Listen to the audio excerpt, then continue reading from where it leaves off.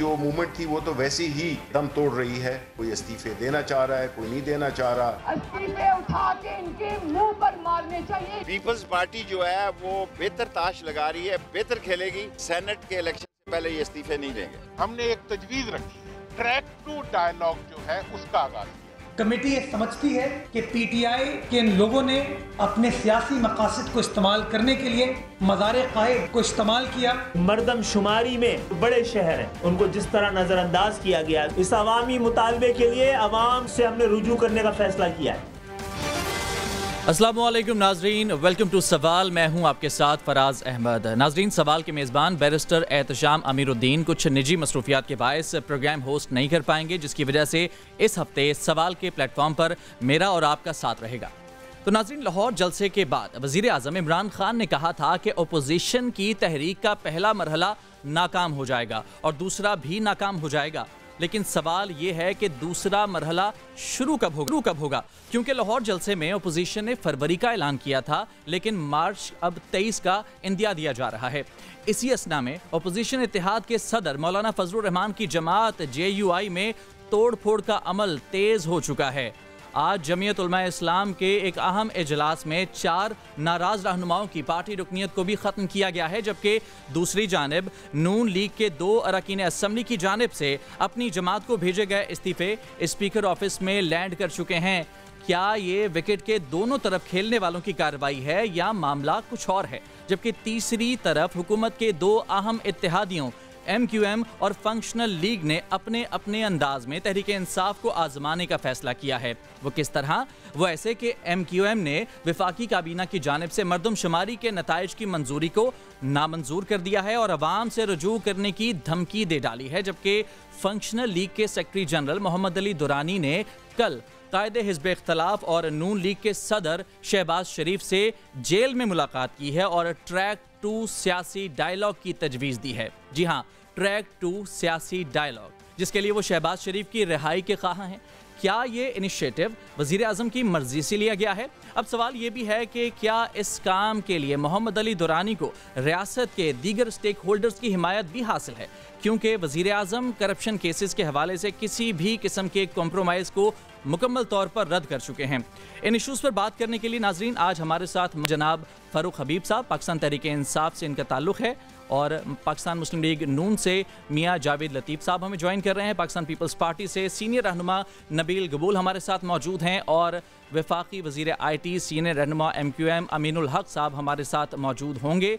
गुफ्तगू का आगाज़ करेंगे इस तमाम तर मामले के हवाले से। सबसे पहले हम बात कर लेते हैं MQM के इशूज़ के हवाले से, क्योंकि मरदमशुमारी जो कि 2017 में हुई थी, उसके हवाले से तब से लेकर आज तक MQM जो है तहफ़्फ़ुज़ात का इजहार करती आ रही है। MQM का ये कहना है कि कराची की जो आबादी है उसे तकरीबन 25% कम गिना गया है, जिसका मतलब ये है कि 25% जो वसाइल हैं वो कराची को कम दिए जाएंगे, और इसी पर जो तहफ़्फ़ुज़ात हैं उसका इजहार मुसलसल किया जा रहा है MQM की जानिब से। अब ऐसे वक्त में जब वज़ीर आज़म से इस्तीफ़े का मुतालबा किया जा रहा है अपोजिशन की जानिब से, ऐसे में MQM जो कि हुकूमत की एक इत्तेहादी जमात है वो नाराज़ हो गई है। इसी पर बात करेंगे। हमारे साथ जो हमारा पैनलिस्ट मौजूद हैं उनसे हम गुफ्तगू का आगाज़ करते हैं। मियाँ जावेद लतीफ़ नून लीग के सीनियर रहनुमा हमारे साथ मौजूद हैं, उनसे बात करते हैं, और फ़ारूक हबीब साहब ने भी हमें ज्वाइन कर लिया, PTI के रहनुमा है। फ़ारूक हबीब साहब, सबसे पहले आपसे सवाल है, क्योंकि MQM आपकी इत्तेहादी जमात है और एक ऐसे वक्त में जब वज़ीर आज़म से इस्तीफ़े का मुतालबा करने के लिए PDM बहुत मुतहर्रिक है, ऐसे में एक और इत्तेहादी को नाराज़ कर दिया है, क्या कहेंगे इस मामले के हवाले से? देखें, बात यह है कि ये सेंसस तो 2017 में हुआ जब मुस्लिम लीग नून की हुकूमत थी और पीपल्स पार्टी की उस वक्त भी सिंध के अंदर हुकूमत मौजूद थी, और एक आपस में आपको पता है कि फ्रेंडली अपोजिशन का एक मामला भी चल रहा था। तो उस वक्त भी जो है वो MQM ने भी तहफ़्फ़ुज़ात का इजहार किया, बाकी जमातों ने भी तहफ़्फ़ुज़ात का इजहार किया। अब देखें, कुछ चीज़ें ऐसी हैं कि जो आपके ऊपर कॉन्स्टिट्यूशनल बाइंडिंग्स हैं। सेंसस जो है वो आइन के तहत जो है वो ज़रूरी है, जो हम करवाते हैं, और इसी तरीके से जो है वो इस्लामाबाद हाई कोर्ट का फैसला भी सामने आया जिसके ज़रिए इसके नताइज को ज़ाहिर करना ज़रूरी था। लेकिन मैं समझता हूँ कि जो तहफ़्फ़ुज़ात हैं वो तहफ़्फ़ुज़ात अपनी जगह के ऊपर यकीनन जो है वो जायज़ तहफ़्फ़ुज़ात हैं। उनके ऊपर हम ये नहीं कर सकते कि उनके ऊपर नज़रसानी ना हो या उनके ऊपर हम तवज्जो ना दें। लेकिन मैं समझता हूँ कि MQM के साथ जो हमारा इत्तेहाद है وہ 2.5 سال ہمارا اتحاد بڑا زبردست ان کے ساتھ چل رہا ہے، کراچی کی ترقی کے حوالے سے۔ 2.5 سال سے ہی ایم کیو ایم اس مطالبے کو لیے آپ کے سامنے کھڑی ہے، اس کو سیریس کیا اس لیے نہیں لیا جا رہا ہے کہ آپ کو لگتا ہے کہ ایم کیو ایم صرف شور شرابہ کرے گی، حکومت چھوڑنے کی پوزیشن میں نہیں لگتی آپ کو ایم کیو ایم؟ نہیں، دیکھیں وہ بات نہیں ہے، دیکھیں بنیادی چیز سمجھنے کی ضرورت ہے۔ دیکھیں مسئلہ یہ ہے کہ کراچی کے اندر 18ویں ترمیم کے بعد اختیارات چلے گئے صوبہ سندھ کے پاس، اور میں یہ سمجھتا ہوں کہ کراچی کی صرف آواز جو ہے وہ ایم کیو ایم نہیں ہے، میں یہ سمجھتا ہوں کہ وہاں پر ایم کیو ایم کو بھی مینڈیٹ ملا ہے، پی ٹی آئی کو بھی وہاں سے مینڈیٹ ملا ہے، لیکن اس کے باوجود جو ہمیں پیپلز پارٹی سے مشورے دیے جا رہے ہیں، یا ایم کیو ایم کو کہا جا رہا ہے کہ آپ کابینہ چھوڑ کے چلے جائیں، تو بھئی آپ تو خود آج ان کے اتحادی بن کے بیٹھے ہوئے ہیں۔ جن لوگوں نے، جس جماعت نے یہ سینسس کروایا تھا، اس وقت فارمولا ٹھیک اختیار کر لیتے، اس وقت جو بلاکس کو رد و بدل کیا گیا جس کے اوپر ایم کیو ایم نے تحفظات کا اظہار کیا، اس کو ٹھیک کر لیتے۔ لیکن میں یہ سمجھتا ہوں کہ یہ تحفظات کو ہم مل بیٹھ کے اس کا ایک حل نکال لیں گے، جس کے اوپر میں سمجھتا ہوں کہ ایم کیو ایم کو بھی ہم قائل کریں گے، ان کو ساتھ لے کے چلیں گے۔ ٹھیک ہے فاروق صاحب، اب مل بیٹھ کر ان تحفظات کو حل کرنے کے فیصلے پر کیا ایم کیو ایم راضی ہو جائے گی یا نہیں، اسی پر بات امین الحق نے میں جوائن کر لیا ہے، متحدہ قومی موومنٹ کے سینئر رہنما ہیں اور وفاقی وزیر ہیں۔ امین صاحب بہت شکریہ آپ کا وقت دینے کے لیے۔ سر یہ بتا دیجیے گا کہ اب ایم کیو ایم نے عوام سے رجوع کرنے کا فیصلہ کر لیا ہے، اب عوام سے جو رجوع کرنے کا معاملہ ہے ایک عوامی اور عمومی ٹرم ہے، جلسے جلوس کیے جائیں گے، ریلیاں نکالی جائیں گی یا پھر استعفے دیے جائیں گے، آخر کیا جائے گا ایم کیو ایم کی جانب سے، واضح کر دیجیے گا۔ فراز بہت شکریہ آپ کا۔ دیکھیں میرا خیال ہے کہ جمہوری معاشرے میں اور جمہوری اقدار کے عین مطابق ایم کیو پاکستان اپنے آئین اور قانون کے دائرے میں رہ کر اپنی سیاسی جدوجہد کر رہی ہے، اور جمہوری معاشرے میں 4 ڈفرینٹ طریقے ہوتے ہیں اپنے احتجاج ریکارڈ کرانے کا۔ ایم کیو ایم پاکستان نے سب سے پہلے پچھلے 2-2.5 سال سے سینسس کے حوالے سے مسلسل پریس کانفرنسیں کرتی چلی آ رہی ہے، میڈیا کے ذریعے اپنے عوام کو بتاتی چلی آ رہی ہے۔ نمبر 2 ایم کیو ایم کیا کر رہی ہے؟ ایم کیو ایم نے اسمبلی کے اندر آواز بلند کی ہے، یعنی کہ پچھلی اسمبلی تھی اس کے اندر بھی قرارداد جمع کرائی اور ایڈجسٹمنٹ موشن بھی پیش کیا، موجودہ اسمبلی میں بھی قرارداد جمع اور ایڈجسٹمنٹ موشن ہمارے موجود ہے۔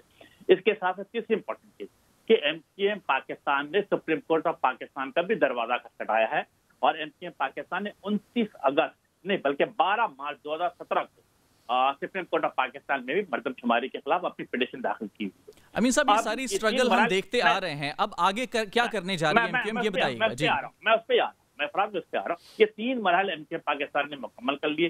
آج سے 2 دن پہلے جب کیبنٹ کے اندر یہ چیز ڈسکشن میں آئی تو ایم کیو ایم پاکستان نے very politely but very formally اس کی مخالفت کی، اور مخالفت کی 3 بنیاد ڈالی کہ نمبر 1 کہ 2017 کے سینسس کے ایم کیو ایم مسترد کرتی ہے، نمبر 2 2017 کے الیکشن سے پہلے یعنی 2023 میں جو الیکشن ہو رہا ہے اس سے پہلے سینسس کا انعقاد کیا جائے، اور نمبر 3 کی 2017 کے سینسس کی بنیاد پہ ڈی لیمیٹیشن کو یعنی حلقہ بندی میں تبدیلی برداشت نہیں کی جائے گی۔ اب آپ آگے چلتے ہیں جو آپ سوال پوچھ رہے ہیں۔ اچھا امین صاحب یہاں پر ایک سوال، اسی معاملے کے حوالے سے ایک سوال، حکومت تو خود سر یہی کہہ رہی ہے کہ فی الحال ہم چونکہ سینسس کرانے کی پوزیشن میں نہیں ہے، لہٰذا ابھی 2017 کو مان لیتے ہیں، پھر 2022 میں دوبارہ سے مردم شماری کرا کے 2023 تک اسے مکمل کیا جائے گا، یہی تو مطالبہ آپ کا بھی ہے؟ دیکھیے جی بالکل ہم نے یہ بھی مطالبہ کیا اور ہمارے مطالبات میں شامل ہے کہ 2023 سے پہلے ہر صورت میں سینسس کا انعقاد کیا جائے۔ آئین میں کہیں نہیں لکھا ہوا، یس آئی ریپیٹ کہ آئین میں کہیں نہیں لکھا ہوا ہے کہ 10 سال کے بعد سینسس کرایا جائے گا۔ آپ کو یاد ہے کہ 1999 میں سینسس ہوا اور پھر 2017 میں سینسس کا انعقاد کیا گیا، there was a gap of 18 year. تو اب اگر یہ 2022 میں بھی سینسس کراتے اور اسی سینسس کے بنیاد پر ڈی لیمیٹیشن کر کے اگر جسے کہ جنرل الیکشن کا انعقاد کیا جاتا ہے، ٹھیک پوائنٹ نوٹڈ۔ امین صاحب آگے کا لائے عمل کیا ہے، کیا کرنے جا رہی ہے ایم کیو ایم؟ فراز ویری امپورٹنٹ چیز کہ دیکھیں آج ایم کیو ایم پاکستان کی رابطہ کمیٹی کی بڑی طویل نشست ہوئی ہے، اور کیونکہ ایم کیو ایم پاکستان ہمیشہ اپنے کارکنان، اپنے ووٹر اور اپنے سپورٹر کے ساتھ آگے بڑھتی ہے، اور یہ اس کے پچھلی 3 دہائیوں سے کامیابی کا راستہ چلا آ رہا ہے۔ Yes what we have decided کہ ہم دوبارہ اپنے عوام کے پاس رابطہ مہم شروع کریں گے، تمام یونٹ، تمام سیکٹر اور تمام یو سی پینلز کے ساتھ رابطہ کیا جائے گا، ان سے مشورہ کیا جائے گا، ان سے مشاورت کی جائے گی، اور اس کے بعد باقاعدہ فیصلے کا اعلان کیا جائے گا۔ یس مشاورت کا عمل شروع کر دیا گیا، عوام سے رابطے دوبارہ فیصلہ کرنے، رابطے بڑھانے کا فیصلہ کیا گیا، اور اس کے بعد رابطہ کمیٹی دوبارہ بیٹھے گی اور کوئی نہ کوئی فیصلے کا اعلان کرے گی۔ اسمبلیوں سے استعفیٰ آپشن ہے یا نہیں؟ دیکھیں میں سمجھتا ہوں کہ تمام سیاسی پارٹیاں 2018 کے الیکشن میں جن نے الیکشن میں حصہ لیا وہ کیوں آتی ہیں؟ وہ الیکشن جیتتے آتی ہیں تاکہ کے عوام کی خدمت کر سکے. ہمارا مقصد کیا ہے؟ لیکن امین صاحب آپ کا تو موقف 2.5 سال سے یہی رہا ہے کہ عوام کی خدمت نہیں کرنے دی جا رہی. ہمارا کوئی بھی مطالبہ حکومت نے پورا نہیں کیا تو آپ کیوں بیٹھے ان کے ساتھ؟ دیکھیں دو ڈفرنٹ چیزیں. ایک آپ نے 2 ڈفرنٹ سوال آپ نے پوچھا فراز. ایک آپ نے پوچھا اسمبلی سے استعفیٰ دینا, تو یہ آپشن تو مطلب میرا خیال ہے کہ ہم کسی جگہ پہ زیر غور رہیں گے. دوسری بات یہ تھی کہ کیا ہم حکومت کا حصہ رہے. دیکھیں ایم کیو ایم پاکستان کبھی بھی وزیر مشیر گورنرشپ کی کبھی بات نہیں کی, اور ایم کیو ایم نے آپ اگر پچھلا 2 دہائیوں سے یا 3 دہائیوں کا ٹریک دیکھیں گے تو ایم کیو ایم ہمیشہ حکومت کے ساتھ اختلافات کرتے رہے, حکومت چھوڑتی بھی چلی آئی ہے. اور میں ریپیٹ کر دوں کہ 2012 سے لے کر 2018 تک ایم کیو ایم پاکستان اس پورے پاکستان کی one and only political party تھی جو اپوزیشن میں تھی. آپ پیپلز پارٹی, پاکستان مسلم لیگ نون, P T I, Jamaat Islami, G you آئی, پختونخوا میلے کو دیکھیے, تمام لوگ کسی نہ کسی صوبے میں حکومت کا حصہ تھے. The one and only M Q M Pakistan opposition میں تھی. اور آج اگر ہم افواق کے ساتھ ہیں تو ہم کیا چاہتے ہیں؟ ہم چاہتے ہیں کہ ملک میں جمہوری رویہ قائم و دائم رہنا چاہیے, ملک کے پارلیمنٹ کے سپریمیسی ہونا چاہیے, زیرو ٹالرنس پر کرپشن ہونا چاہیے, اور چاہتے ہیں کہ شہری علاقوں کے ساتھ جو پاکستان پیپلز پارٹی کے سندھ حکومت نے سوتیلا پن کا سلوک کیا ہے اور سندھ کے عوام کو یعنی امین صاحب چانسز بظاہر یہی لگ رہے ہیں کہ ایم کیو ایم شاید حکومت میں رہتے ہوئے حکومت کے جو غلط فیصلے, جو بقول آپ کے غلط فیصلے ہیں, ان کے خلاف احتجاج کرتی رہے گی, اور فی الحال جو آپ کی جو کل کی پارٹی کا اجلاس ہوگا اس میں آئندہ کا لائے عمل ہوگا, طے کیا جائے گا. بہت شکریہ آپ کا امین الحق صاحب, آپ متحدہ قومی موومنٹ کے رہنما ہمارے ساتھ موجود تھے. اور ناظرین دوسرا اور ایک انتہائی اہم ٹاپک بات کی جا رہی ہے ٹریک 2 ڈائیلاگ کے حوالے سے. انتہائی حساس اور کانفیڈنشل معاملات کے حوالے سے اس قسم کے ڈائیلاگ کیے جاتے ہیں, لیکن یہ بازگشت سنائی دی جا رہی ہے پاکستان کی سیاست میں. فنکشنل لیگ کے رہنما ہے محمد علی درانی, جنہوں نے شہباز شریف سے ملاقات کی ہے کوٹ لکھپت جیل میں, اور اس ملاقات میں پیغام دیا گیا ہے پیر پگارا کی جانب سے کہ کوئی بیچ کا راستہ اختیار کیا جائے تاکہ ملک جو ہے وہ کسی بھی طرح سے ٹکراؤ کا متحمل نہیں ہو سکتا اس وقت, اس لیے اس ٹکراؤ کو ختم کیا جائے, اور ایسے میں ٹریک 2 ڈائیلاگ کا آغاز کرنے کی بازگشت سنائی دی ہے. اسی معاملے پر بات کریں گے. ہمارے ساتھ پاکستان پیپلز پارٹی کے رہنما نبیل گبول موجود ہیں. نبیل صاحب بہت شکریہ آپ کا وقت دینے کے لیے. نبیل صاحب یہ بتا دیجیے گا کہ پاکستان اور انڈیا کے درمیان ٹریک 2 جیسے ڈائیلاگ کی بات کی جاتی ہے, 2 ممالک کے درمیان اس طرح کی باتیں کی جاتی ہیں, لیکن کیا پاکستان کی جو سیاست ہے اس کے اندر ایسا ماحول پیدا ہو چکا ہے کہ ٹریک 2 جیسے حساس ڈائیلاگ پاکستان کی سیاست میں اب استعمال کرنا پڑیں گے؟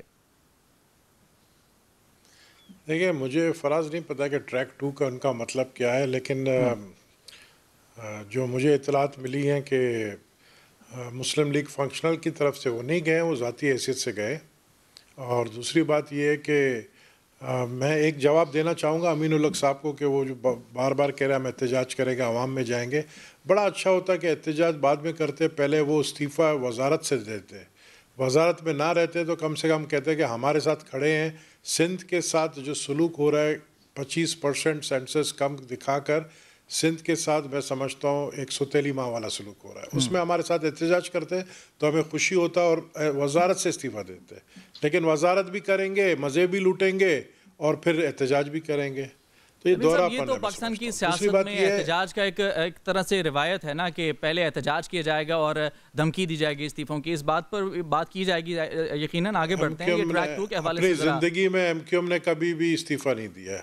جی بہرحال بات یہ ہے کہ ٹریک 2 کے حوالے سے جو بات کر رہے ہیں, مجھے نہیں پتا ٹریک 2 کا مطلب کیا ہے آپ لوگوں کی طرف سے, لیکن ہم سمجھتے ہیں کہ جو ہماری یہ تحریک ہے پی ڈی ایم کی, یہ تحریک جو لوگ کہہ رہے ہیں کہ یہ کمزور پڑ جائے گی اور یہ جس طریقے سے مولانا فضل الرحمان کے 4 لوگ چھوڑ کر چلے گئے, اس سے کوئی فرق نہیں پڑتا ہے. آپ کو یہاں پر معذرت کے ساتھ آپ کو یہاں پر روک رہا ہوں. درانی صاحب, محمد علی درانی صاحب جنہوں نے بھی کی ہے اس ملاقات کے بعد, انہوں نے پہلے بات کیا کی تھی وہ آپ کو سنواتے ہیں, پھر گفتگو کا جو ہے آغاز کرتے ہیں یہیں سے.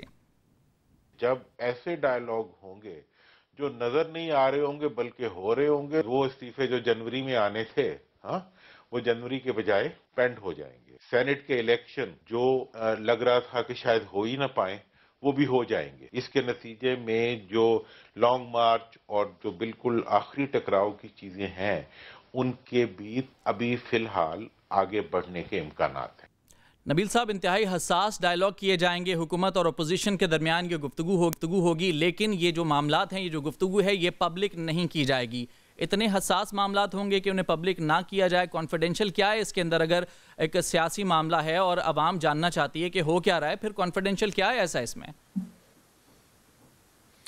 دیکھیں، مجھے نہیں پتا ہے کیا درانی صاحب کانفیڈینشیل اور حساس معاملات کیا ہے۔ حساس معاملات کیا ہے؟ معاملہ یہ ہے کہ جو دوریاں ہیں اور جو ایک دوسرے کے ساتھ ٹینشنیں بڑھ گئی ہیں، خاص کر کے میاں نواز شریف صاحب کے بیان کے بعد، میں سمجھتا ہوں کہ اب اس ٹینشن میں کافی کمی آئی ہے۔ اور کیونکہ پی ڈی ایم میں صرف مسلم لیگ نون نہیں ہے، دوسری جماعتیں بھی ہیں جو میاں نواز شریف صاحب کو سمجھانے کی کوشش کرتے ہیں کہ اپنی سپیچ میں جب بھی پبلک سپیچ کرے تو وہ پھر اداروں کا نام نہ لیا کرے، اور اسی طریقے سے پھر اداروں کی طرف سے بھی اچھی رسپانس آئی ہے۔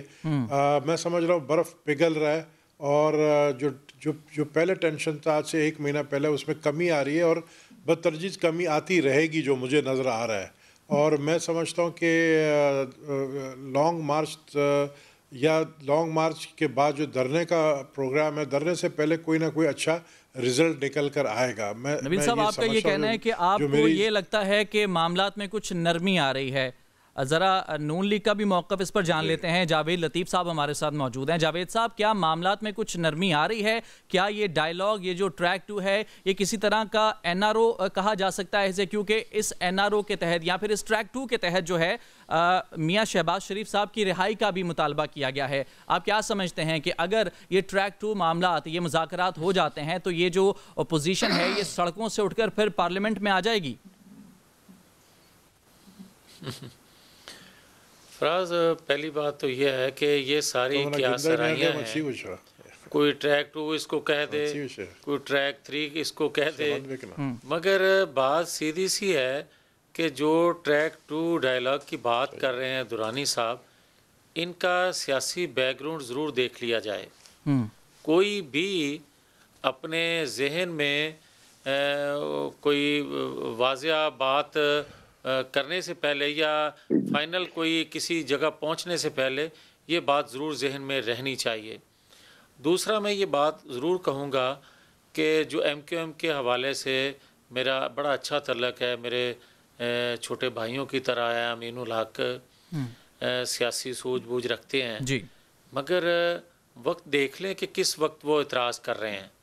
پھر آپ ان کے دیگر اتحادیوں کے حوالے سے، حکومت وقت کے جو ہیں، ان کے حوالے سے بھی جو گفتگو آپ کو سنائی دے رہی ہے، کوئی زیادہ دے رہی ہے، کوئی کم دے رہی ہے، یہ بھی آپ ذہن میں رکھیں۔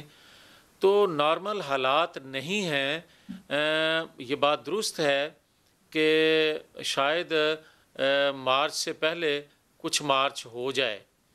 ہماری خواہش ہے کہ آئین قانون کے دائرے میں ہر چیز ہو، مگر جہاں آئین قانون کی عملداری جس ریاست میں ختم ہو جائے تو پھر آپ کچھ بھی وہاں توقع رکھ سکتے ہیں جو آپ نے پچھلے کئی ادوار میں دیکھی۔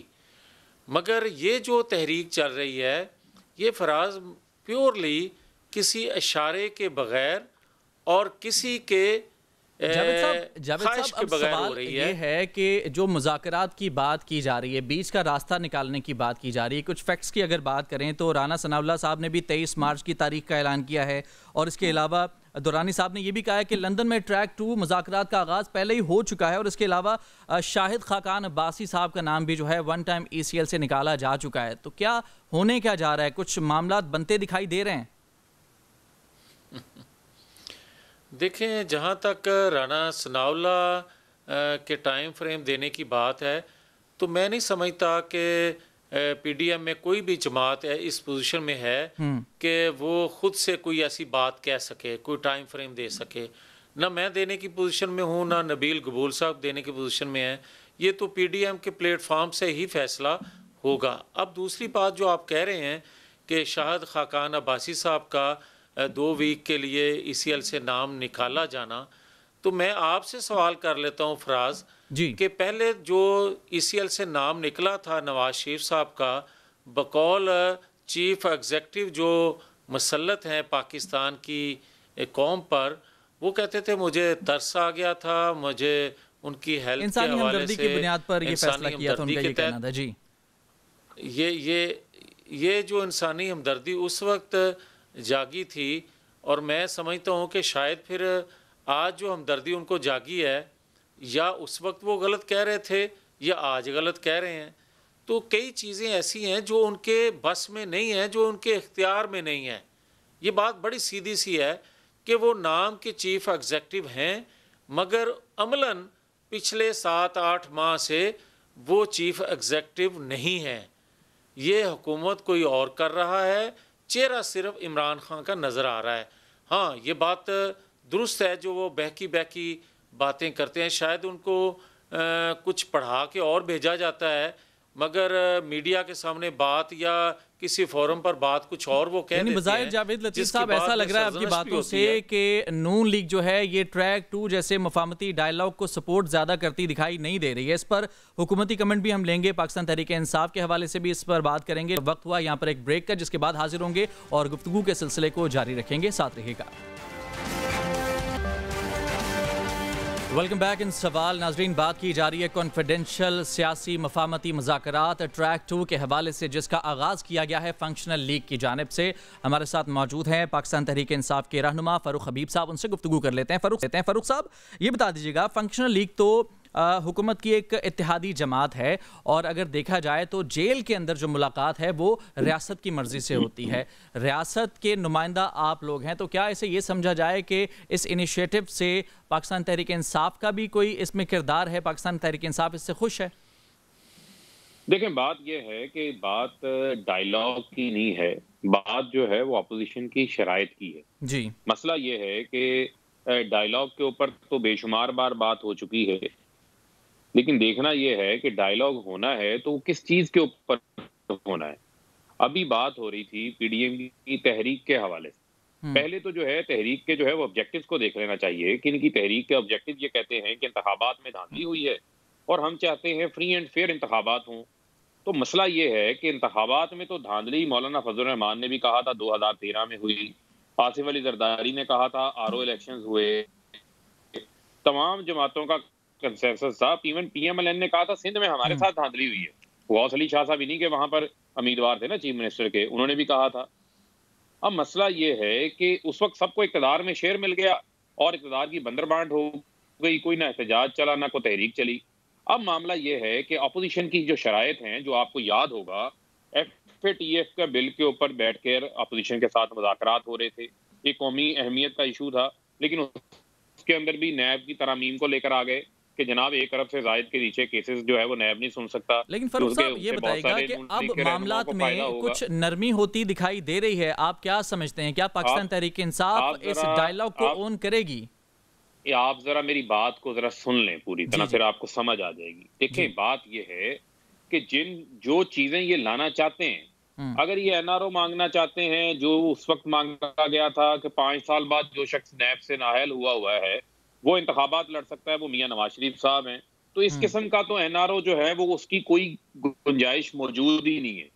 بات یہ ہے کہ اگر آپ کہتے ہیں الیکشن ریفارمز پہ بات کرنی آئے، الحمدللہ اب موسٹ ویلکم، بات کرنے کو تیار ہیں انتخابات کو صاف شفاف بنانے کے لیے.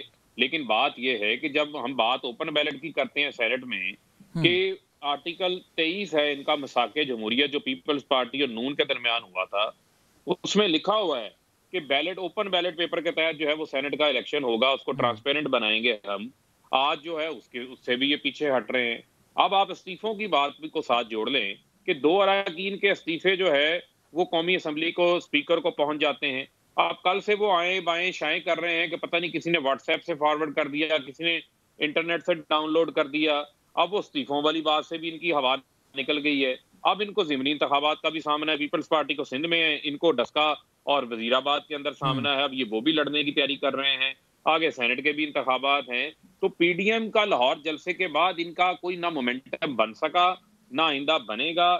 ان کا مستقبل جو ہے وہ مجھے ٹوٹ پھوٹ کی شکار نظر آ رہی ہے. اچھا فاروق صاحب، اس وقت جو ہم معاملات دیکھ رہے ہیں فاروق صاحب، 5 لوگوں کو یہ بتا دیجیے گا کہ سن لیں جی 1 منٹ سن لیں.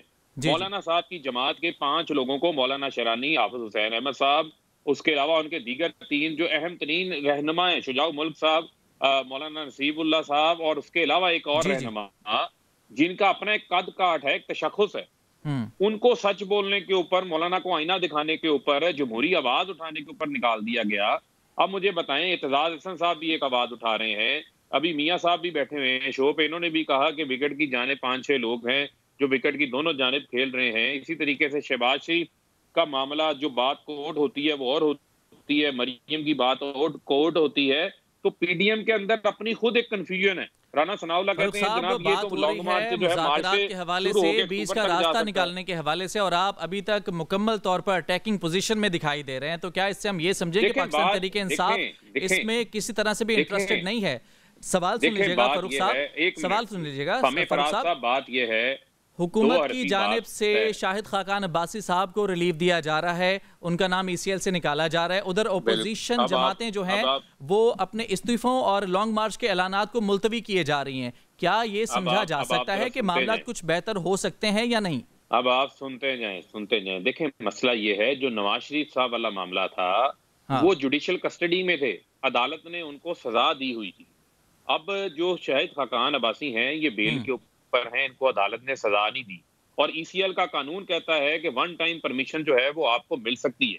اس کی ایک ریویو کمیٹی ہے، انہوں نے ریویو کیا، انہوں نے ان کو اجازت دے دی، وہ یقیناً اپنی یقین دہانی کروا کے جائیں گے۔ یہاں پر اپنا کوئی نہ کوئی ان کا ایک طریقہ کار ہوتا ہے، اس کے تحت ان کو جانے کی اجازت ملے گی۔ جو بھی ریزن انہوں نے پیش کیا ہے کہ ان کا کوئی ریلیٹیو جو ہے وہ بیمار ہے، اس کا انہوں نے وہاں پر تیمارداری کے لیے جانا ہے، واٹ ایور جو بھی ہے، لیکن وہ ای سی ایل میں گنجائش موجود ہے۔ میاں صاحب کو سزا ہوئی تھی، وہ اور کیس تھا، یہ کیس اس سے مختلف ہے۔ اور میں آپ کو ایک اور چیز بھی اس کے اندر بتاتا ہوں، چونکہ تھوڑا سا کم ہے، کچھ اور ٹاپکس بھی ہم نے ڈسکس کرنے ہیں، تو شارٹلی یہ بتا دیجیے گا کہ کیا ٹریک 2 جیسے ڈائیلاگ، مفاہمتی ڈائیلاگ اگر ہوتے ہیں تو کیا پاکستان تحریک انصاف حکومت اس پہ اس کی جانب بڑھے گی یا اس سے پیچھے ہٹے گی؟ کیا کچھ نرمی کا مظاہرہ کرے گی؟ دیکھیں اس میں تو بات یہ ہے، میں پھر آپ کو کہوں، یہاں پر تو دوہرا معیار اپوزیشن کی جانب سے ہے نا۔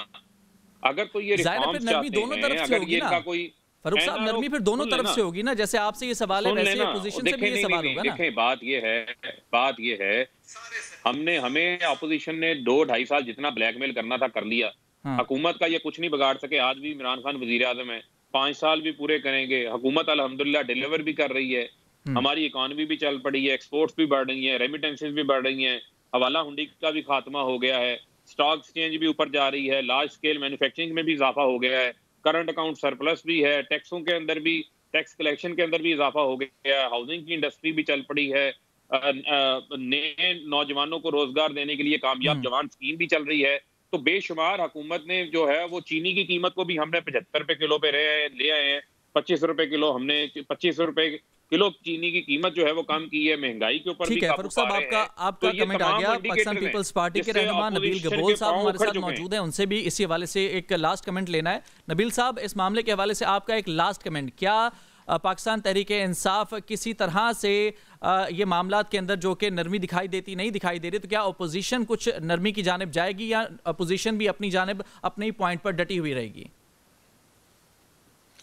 دیکھیں، نرمی تو اس وقت یہ موجودہ حکومت دکھا رہی ہے، یہ مانے یا نہ مانے، اور کافی نرمی دکھا چکے ہیں، اور بہت ساری باتیں جو ابھی تک باہر نہیں آئی ہیں۔ میں سمجھتا ہوں کہ بہت جلد شہباز شریف صاحب بھی باہر آنے والے، تو آنے والے دنوں میں جو نظر آ رہا ہے مولانا فضل الرحمان کہ اگر حکومت نرمی دکھا رہی ہے تو آپ کی طرف سے بھی نرمی ہونی چاہیے، پھر اپوزیشن کی طرف سے بھی۔ ہماری طرف سے نرمی اس وقت ہوگی کہ اگر عوام کے مسائل حل کریں گے، ہماری طرف سے نرمی اس وقت ہوگی جب یہ مہنگائی کا طوفان جس طریقے سے برپا ہے۔ آپ دیکھیں کہ اس وقت مجھے نہیں، آپ لوگ میں سے کوئی کراچی میں نہیں ہے، کراچی میں سردی میں گیس نہیں ہے، چولہے نہیں جل رہے۔ ہماری طرف سے نرمی اس وقت ہوگی جب آپ آٹا چینی چوروں کو پکڑیں گے۔ ہماری طرف سے نرمی ہو نہیں سکتی، ابھی ہم نرمی نہیں دکھا سکتے ان کو۔ ہمارا جو تحریک ہے، ہمارا جو لانگ مارچ ہے، وہ کسی بھی صورت جو ہے وہ جاری رہے گا، کیونکہ ہم سمجھتے ہیں کہ 2021 الیکشن کا سال ہے، اور 2021 تک عمران خان خود کہہ رہے ہیں۔ اب آپ نے ان کا انٹرویو جو اس نے آپ ہی کے چینل میں دیا ہے، پارس جانزیب والے، اس انٹرویو میں دیکھیں کہ وہ کہہ رہی ہے کہ لوگ خودکشی کر رہے ہیں، تو وہ کہتا ہے میں کیا کروں، مطلب وہ خود ایک پرائم منسٹر کہہ رہا ہے کہ بھئی میں کیا کروں، وہ اس کے بس کی بات نہیں ہے. اس نے ایسی باتیں بولی ہیں کہ مجھے اب 2.5 سال ہو گئے، اب جا کے جو ہے تھوڑا بہت سمجھ آ رہا ہے کہ حکومت کیسے چلتی ہے. تو جو ایک شخص آپ نے کہا کہ نرمی دکھائی جا رہی ہے، آپ کو یہ لگتا ہے، لیکن آپ کی باتوں سے لگتا ہے کہ ڈیڈ لاک جو ہے یہ دونوں طرف برقرار ہے. ایک انتہائی اہم معاملہ ہے اسی ٹرائنگل کے حوالے سے، پاکستان تحریک انصاف، مسلم لیگ نون اور پاکستان پیپلز پارٹی، اس سے ریلیٹڈ کیپٹن صفدر کی گرفتاری کا یہ معاملہ ہے. ایک بریک کے بعد اسے ہم نے ڈسکس کرنا ہے، ساتھ رہیے گا. پروگرام میں ایک بار پھر آپ کو خوش آمدید کہتے ہیں. ناظرین، کیپٹن صفدر جن کو گرفتار کیا گیا تھا کراچی میں مزار قائد پر حاضری کے معاملے پر، اس حوالے سے ایک انکوائری کمیٹی بنائی گئی تھی سندھ حکومت کی جانب سے، جس میں یہ کہا گیا ہے کہ وفاقی وزراء اس تمام تر معاملے کے ذمہ دار ہیں، کیونکہ مزار قائد پر جو کچھ بھی ہوا وہ میجسٹریٹ کا معاملہ تھا، پولیس کا اس سے کوئی لینا دینا نہیں تھا. یہ کہا گیا کہ وفاقی وزراء اور کچھ MPs کی جانب سے دباؤ ڈال کر یہ گرفتاری کی گئی. اس حوالے سے بات کریں گے نون لیگ کے رہنما جاوید لطیف صاحب سے. گفتگو کا آغاز کرتے ہیں. جاوید صاحب، یہ بتا دیجیے گا کہ نون لیگ اس تمام تر معاملے میں ایک فریق ہے. اس سے پہلے جب آرمی چیف نے اس معاملے پر نوٹس لیا تھا، کچھ افسران کے خلاف تعدیبی کارروائی کی گئی تھی، تو مریم نواز صاحبہ کی جانب سے اسے انف قرار دے دیا گیا تھا. کہا تھا کہ ٹھیک ہے جی، وہ مطمئن ہے. اب ایسے میں اتنے ٹائم کے بعد، 2 مہینے کے بعد انکوائری رپورٹ سامنے آنا، کیا اس کی کوئی اہمیت ہے یا صرف ایک سیاسی پوائنٹ سکورنگ اسے کہا جا سکتا ہے؟ فراز، اس سے پہلے کہ جو آپ کا سوال ہے میں اس پہ بات کروں، میں آپ کی خدمت میں عرض کرنا چاہتا ہوں. اس سے پہلے جو بات ہو رہی تھی، مجھے یہ سمجھ نہیں آ رہی کہ جیل میں آپ نے ایک سوال کیا تھا میرے بھائی فرق حبیب صاحب سے کہ جیل میں ملاقات حکومت کی اجازت کے بغیر ہو سکتی ہے. تو میں آپ سے دوبارہ یہی سوال کروں گا کہ مجھ سمیت پارٹی کے دیگر لوگ بھی شہباز شریف سے ملاقات کے لیے پچھلے کئی مہینوں سے کوشش کر رہے ہیں، مگر ہماری تو ملاقات نہیں ہوئی. ایک حکومتی اتحادی کے نمائندگی کی ملاقات کا ہونا، پھر پیغام رسانی کا سلسلہ شروع کیا جانا، اور یہ نارمل چیزیں نہیں ہیں. اور اس کے علاوہ میرے بھائی ابھی کہہ رہے معاملات تو ہیں جو یقیناً آئندہ وقت میں کچھ دنوں کے بعد کھلیں گے بھی. وقت تھوڑا سا کم ہے تو کوشش کرتے ہیں کہ جو ٹاپک ہے اس کے اوپر تھوڑا سا ہم اسٹے کریں. اس معاملے کے حوالے سے ڈسکشن کر لیجئے گا. نہیں، یہ بڑا ضروری ہے. فراز ایک سیکنڈ سر، جلدی اپنی بات کو کمپلیٹ کیجئے گا جاوید صاحب پلیز. جی، پھر کرتا ہی نہیں اگر کہتے ہو تو. نہیں، وقت تھوڑا کم ہے تو دوسرا بھی معاملہ اہم ہے، ظاہر سی بات ہے. جاوید صاحب چلیں، آپ اپنی بات کو کمپلیٹ کیجئے گا. دوسری بات یہ ہے کہ دیکھیں، پاکستان کے اندر مہنگائی ہے، قانون آئین کی عملداری نہیں ہے، جس کی وجہ سے لوگ باہر آئے ہیں اور PDM اس کی قیادت کر رہی ہے. چوتھا یہ ہے کہ پاکستان کی خارجہ پالیسی ان حالات میں پاکستان کے ارد گرد کے جو حالات ہیں بڑی اہم ہے، جس کی وجہ سے ہم فیصلہ کن راؤنڈ کھیل رہے ہیں. وجہ یہ ہے کہ نواز شریف اپنے دور میں چاہتے تھے کہ چین کی طرز کا فارمولہ اپنایا جائے، وہ پالیسی اپنائی جائے کہ سب سے پہلے گھر کو مضبوط کیا جائے اور اس کے بعد دشمن کو للکارا جائے یا اس کا جواب دیا جائے. مگر پاکستان کے اندر داخلہ خارجہ پالیسی بنانا اتنا آسان نہیں ہے جو سویلین نے اب تک ان کی چیزیں سامنے آئی ہیں.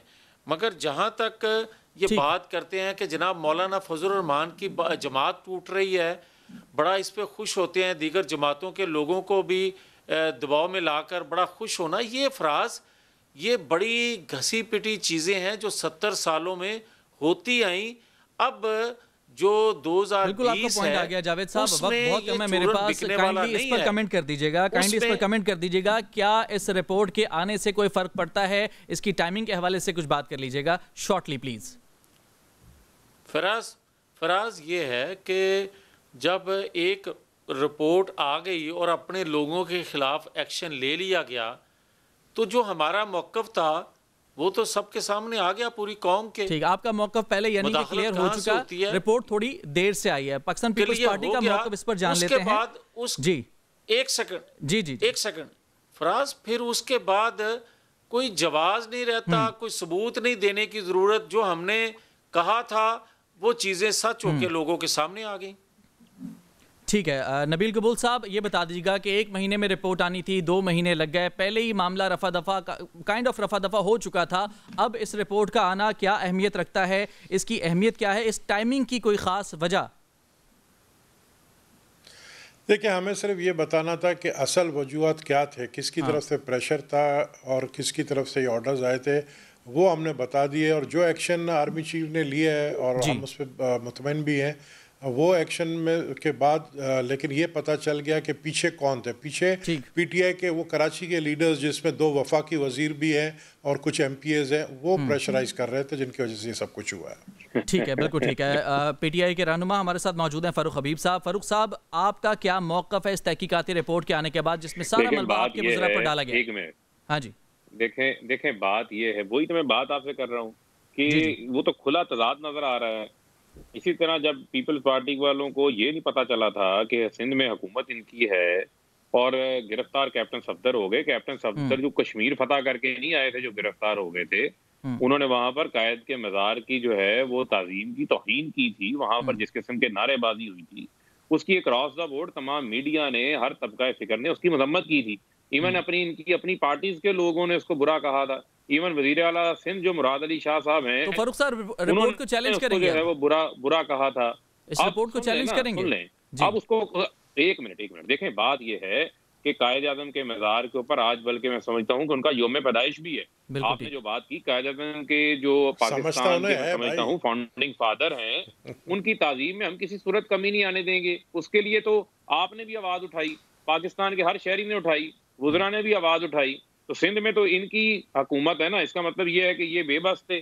آج جو رپورٹ سامنے آئی ہے، مجھے تو اس رپورٹ کی سمجھ نہیں آ رہی کہ ساری رات جو ہے وہ لیلا مجنو سنتے رہے، پتہ نہیں چلا کہ صبح لیلا کون تھی اور مجنو کون تھی۔ اس قسم کی رپورٹ بنا کے انہوں نے سامنے رکھ دی ہے، کاروائی ہو بھی چکی ہے، جنہوں نے کرنی تھی انہوں نے کاروائی بھی کر دی ہے۔ رپورٹ میں فاروق صاحب یہ کہا گیا ہے کہ اس میں بدنیتی اور جھوٹا مقدمہ ہے، کیونکہ جن صاحب نے یہ مقدمہ درج کرایا تھا وہ تو اس وقت میلوں دور تھے، مزار قائد سے میلوں دور تھے، سپر ہائی وے پر تھے، یہ کہا گیا ہے۔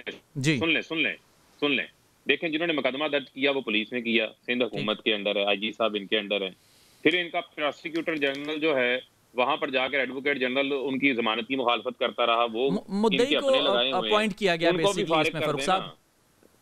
وہ دیکھیں مدعی تو ایک درخواست لے کے جاتا ہے نا، ایف آئی آر درج کرنی ہے نہیں کرنی ہے تو تھانے دار کا کام ہے نا، اور اس کے اوپر تو اجازت نامہ تو جس کی طرف سے آیا وہ بھی آپ کے سامنے ہے۔ اب یہ دیکھیں میں سمجھتا ہوں کہ اس کے اوپر اب کوئی معاملے میں کوئی جان جو ہے وہ صورت نہیں رہی۔ دوسری بات یہ ہے کہ جو خارجہ پالیسی کے حوالے سے بات کی گئی، یہ خارجہ پالیسی کے حوالے سے آپ کے کل ٹی وی شو کے اندر بھی ایک بیان چلا ہے مولانا اجمل قادری صاحب کے حوالے سے، کہ کس طریقے سے جب میاں صاحب آج سے کئی سال پہلے وزیر اعظم تھے، انہوں نے ایک خفیہ وفد بنا کر اجمل قادری صاحب کی سربراہی میں اسرائیل بھیجا ان کو تسلیم کرنے کے حوالے سے کہ جائیں وہاں پر بات چیت کر کے آئیں۔ جب وہ وہاں سے واپس آئے تو میاں صاحب کافی پرجوش تھے، کافی جو ہے وہ ولولہ انگیز رکھتے تھے، ان کو قبول کرنے کے حوالے سے۔ فاروق صاحب پر ختم ہو چکا ہے پروگرام کا، آپ کا بہت شکریہ۔ پاکستان تحریک انصاف کے رہنما فاروق حبیب ہمارے ساتھ موجود تھے، مسلم لیگ نون سے جاوید لطیف صاحب ہمارے ساتھ موجود تھے، پیپلز پارٹی کے رہنما نبیل قبول نے ہمیں جوائن کیا، اور اس سے پہلے متحدہ قومی موومنٹ کے رہنما امین الحق صاحب ہمارے ساتھ موجود تھے۔ آپ تمام پینلسٹ کا بہت بہت شکریہ۔ کل حاضر ہوں گے ایک نئے پروگرام کے ساتھ، نئے ٹاپک کے ساتھ، تب تک کے لیے اپنے ہوسٹ فراز احمد کو اجازت دیجیے، اللہ نے کے بعد۔